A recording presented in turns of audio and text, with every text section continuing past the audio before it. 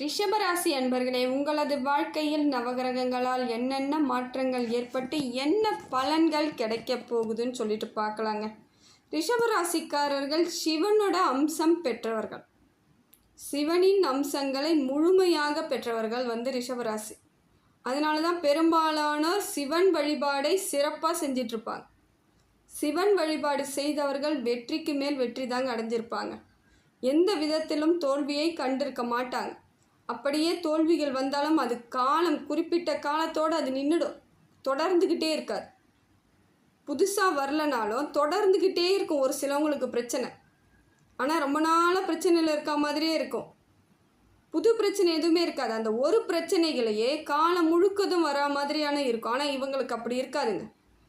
ஏன்னா ஒரு பிரச்சனைன்னு ஏற்பட்டால் உடனடியாக ஒரு தீர்வு குறிப்பிட்ட காலங்களில் ஒரு முடிவுக்கு வந்துடும். மறுபடியும் இவங்க புது வாழ்க்கையோ இல்லை புது செயலையோ செய்ய ஆரம்பிச்சிருவாங்க.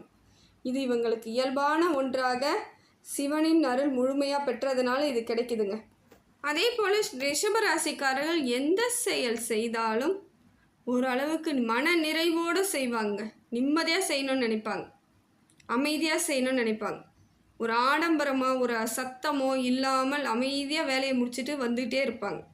எவ்வளவு பெரிய வேலையாக இருந்தாலும் அப்படியே நிமிஷத்தில் செய்வாங்க.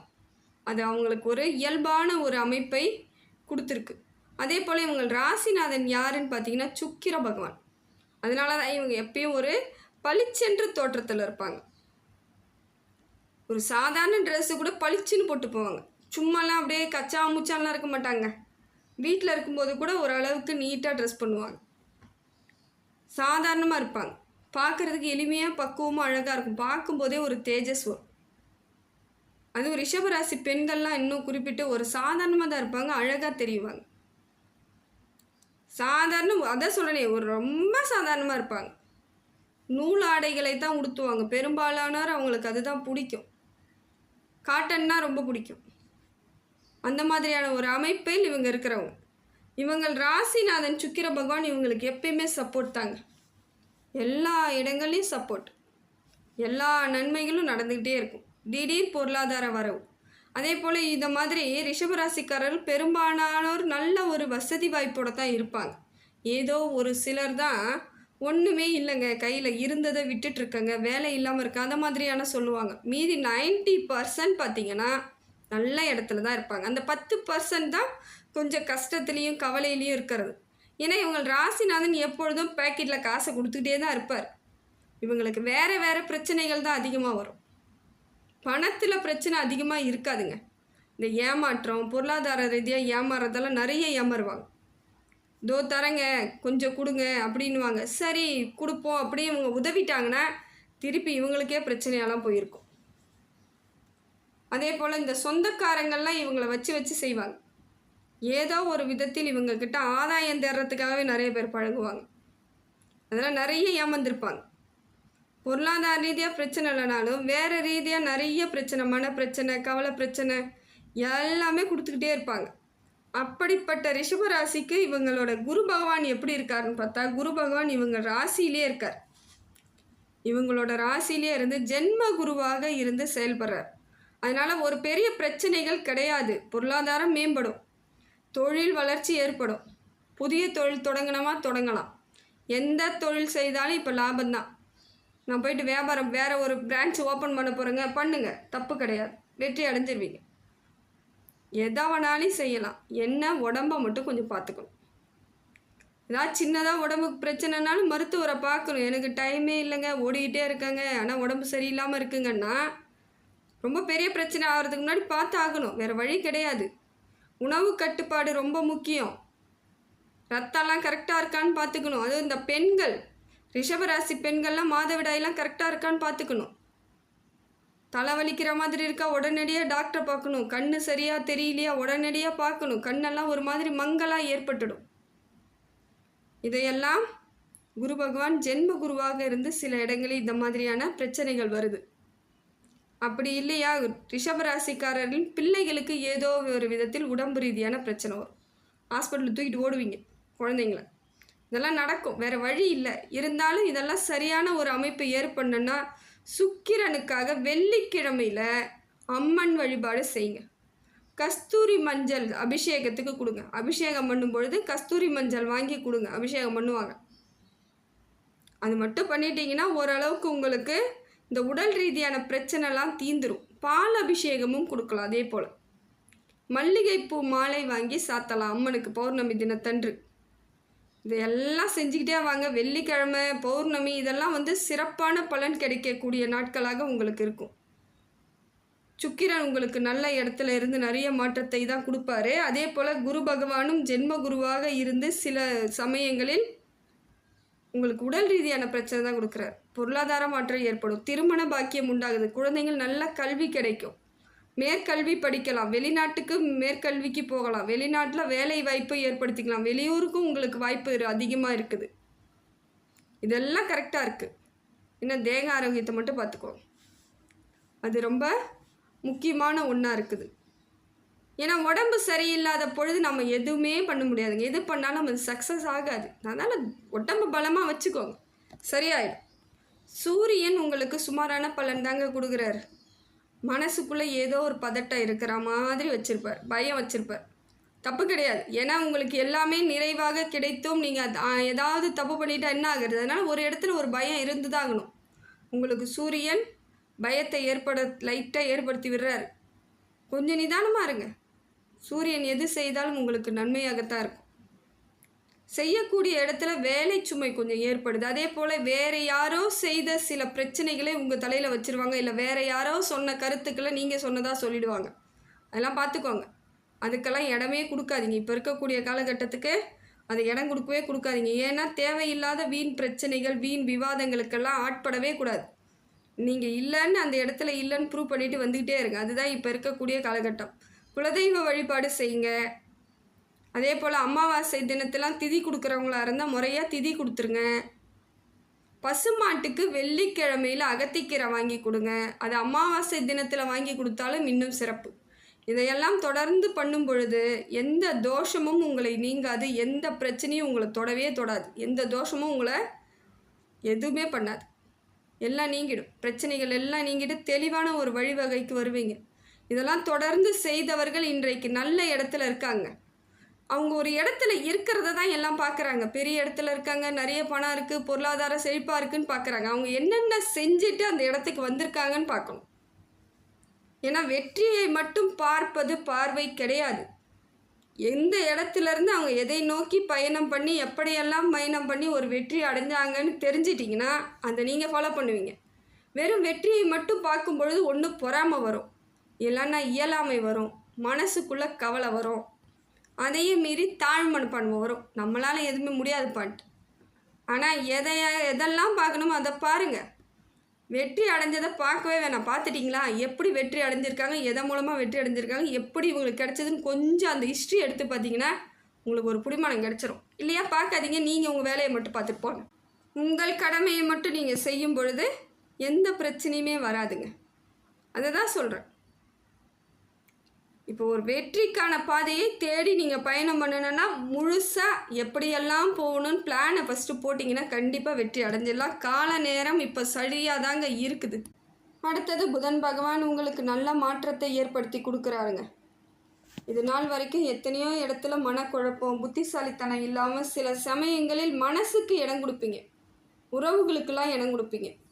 ஏன்னா மனசு உறவு தேடிக்கிட்டே இருக்குது. அதனால் உறவையும் தாண்டி நமக்கு ஒரு வாழ்க்கை இருக்குது, நமக்கு ஒரு குடும்பம் இருக்குது, நம்ம குழந்தைங்க இருக்குதுன்னு நீங்கள் நினச்சிங்கன்னா அதுக்கெல்லாம் இடம் கொடுத்துருக்க மாட்டேங்க. இப்போ புத்திசாலித்தனத்தை ஏற்படுத்தி கொடுக்குறார் புதன் பகவான். உன்னை சிந்தி உன் குடும்பத்தை மட்டும் பாருங்கிறார். பார்த்துக்கோங்க, ஒரு பிரச்சனையும் இல்லை. புதன் பகவான் உங்களுக்கான வழிவகையை ஏற்படுத்தி கொடுக்குறார். பொன் பொருள் சேர்க்கை, ஆபரண சேர்க்கை, நல்ல நட்பு சேர்க்கை, உறவு சேர்க்கை, இதையெல்லாம் கொடுக்குறார். சந்தோஷமாக இருக்க சொல்கிறார். ரிஷபராசிக்காரரின் பெண்களுக்கு என்னென்னா அவங்க எங்கே போனாலும் ஒரு சின்ன சின்ன பிரச்சனை இருக்க மாதிரியே இருந்துகிட்ருக்கோம் இவ்வளோ நாள். இப்போ பார்த்தீங்கன்னா உங்கள் கூட ஃப்ரெண்டாக வர்றதுக்கு நிறைய பேர் வருவாங்க. உங்களை பிடிச்சதுலேயே நிறைய பேர் பொறாமையில் இவ்வளோ நாள் உங்கள் கூட தேவையில்லாமல் வம்பு பண்ணிகிட்டு இருந்திருப்பாங்க. இப்போ பார்த்தீங்கன்னா அவங்களுக்கே உங்கள் கூட கொஞ்சம் பழகி தான் பார்ப்போன்ற எண்ணத்துக்கே வருவாங்க. நீங்களும் அவங்க கூட பழகுவீங்க. ஒரு மாறுதல் கிடைக்கும், மனசுக்குள்ளே ஒரு சந்தோஷம் கிடைக்கும், திருப்தியாக இருப்பீங்க. இதற்கான காலகட்டத்தை இப்போ புதன் பகவான் உங்களுக்கு கொடுக்குறாருங்க, சந்தோஷம்தான்.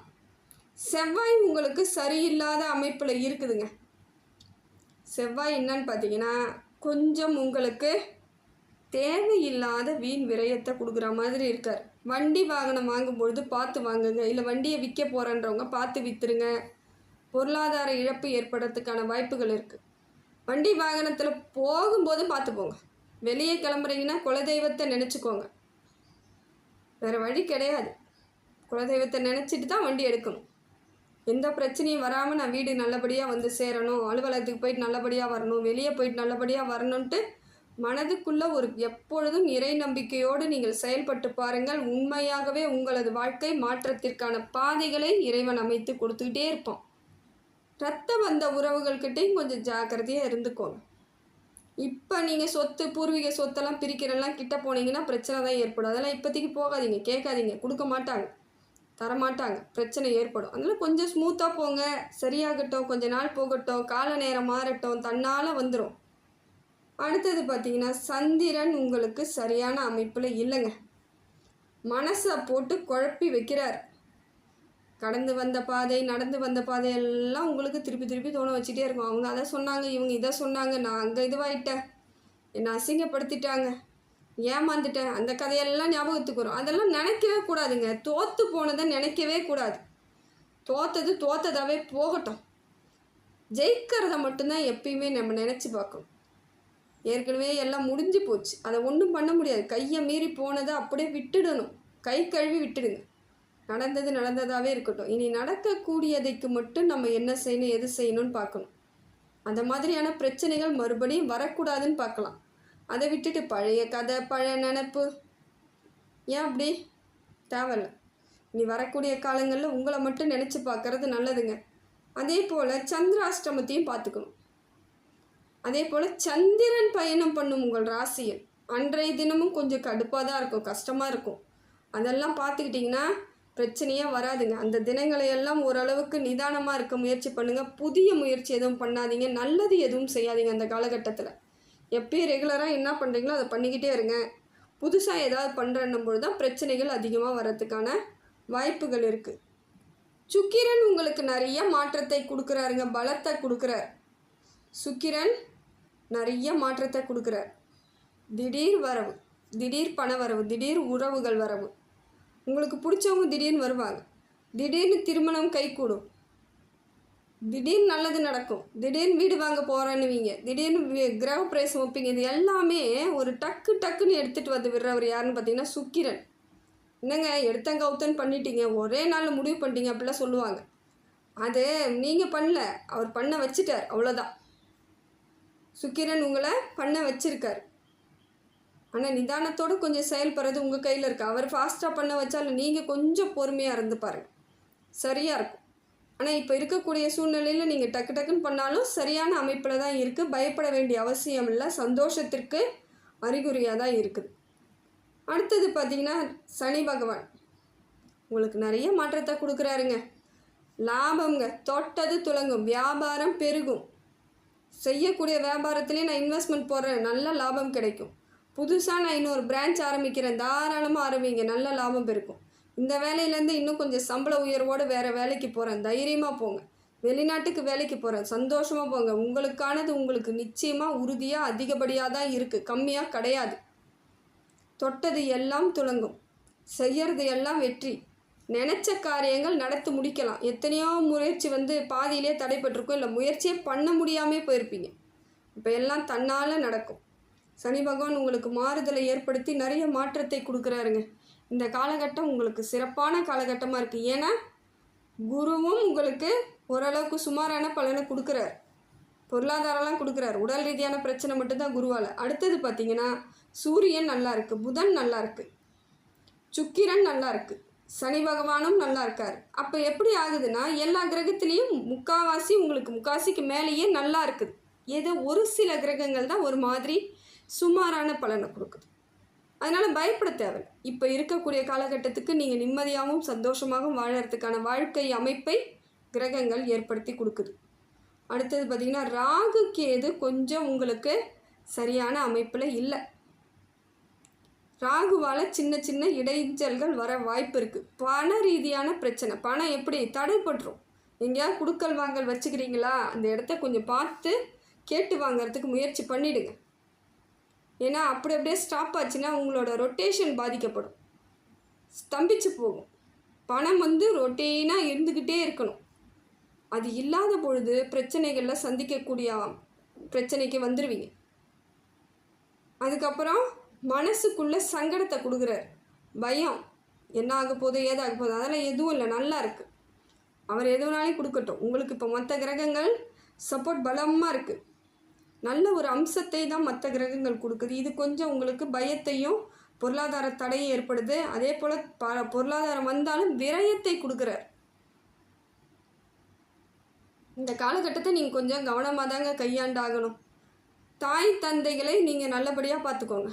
ஏதோ உடம்பு சரியில்லையா உடனடியாக மருத்துவரை போய் பாருங்கள். இதுவும் ஒரு விரயமாக தான் போகும். மருத்துவருக்கு போகும்போது ஹாஸ்பிட்டல் செலவு, மருந்து செலவு, மெடிசன் இதெல்லாம் ஆகிறதுக்கு வாய்ப்பு இருக்குது. இந்த விரயம் பெரிய பாதிப்பு இல்லைனாலும் ஓரளவுக்கு கொஞ்சம் ஆக தான் செய்யுது. அடுத்தது பார்த்திங்கன்னா கேது பகவான் என்ன பண்ணுறாருன்னா, அரசாங்கத்துலேருந்து ஏதாவது உதவி கேட்டுட்டு இருந்தீங்கன்னா அது உங்களுக்கு கிடைக்காம போகிறதுக்கு வாய்ப்பு இருக்குது. அதே போல் அரசாங்க பணிக்கு நீங்கள் எழுதிட்டுருக்கீங்கன்னா நல்லா ஷார்ப்பாக படிங்க, வேறு வழி இல்லை. இப்போ அதை தடை பண்ணுற மாதிரி அவர் இருக்கார். விநாயகர் வழிபாடு செய்யுங்க, வேறு ஒன்றும் வேணாம்.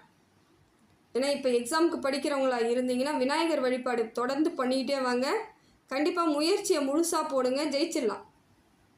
ஏன்னா இவர் ஒண்டி தான் இப்போ சரியில்லை, மீதி எல்லாம் சரியாக இருக்கும் பொழுது நமக்கு மாறுதல் ஏற்படும். சூரியன்லாம் சூப்பராக இருக்குது.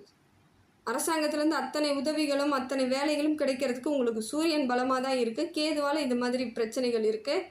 சில சமயங்கள் எதிரிகள் உருவாவதற்கும் வாய்ப்புகள் இருக்குது. முடிந்த வரைக்கும் அப்படியே கொஞ்சம் இடையே நின்றுக்கோங்க. கரெக்டாக பேசி முடிவுக்கு வந்துடுங்க. அது ரொம்ப நாளைக்கு இழுக்காதீங்க, வலுத்துக்கிட்டு போகாதீங்க, கோர்ட்டு கேஸ் அளவுக்கு போகிற வேலை வச்சுக்காதீங்க. பிரச்சனையை உடனடியாக தீர்வுக்கு முடிச்சுக்கிட்டு வந்துடுங்க. ஏன்னா எல்லா நேரமும் இப்போ உங்களுக்கு நல்லா இருக்கும் பொழுது இது கொஞ்சம் உங்களுக்கு சிக்கலாக இருந்தாலும் கொஞ்சம் நிதானமாக பொறுமையாக கையாளுங்க. இந்த காலகட்டம் உங்களுக்கு சரியான அமைப்பில் இருக்குதுங்க. இறைவன் மேலே பாரத்தை போட்டுட்டு வாழ்க்கை பயணத்தை முழுசாக தொடங்குங்க, எல்லாம் சரியாயிடும். இறைவன் உங்களுக்கு பக்கபலமாக இருந்து எல்லா விதத்திலும் நன்மைகளே நடக்கிறதுக்கு அருள் புரிவார்னு ஆண்டவங்கிட்ட வேண்டிக்கிறேங்க.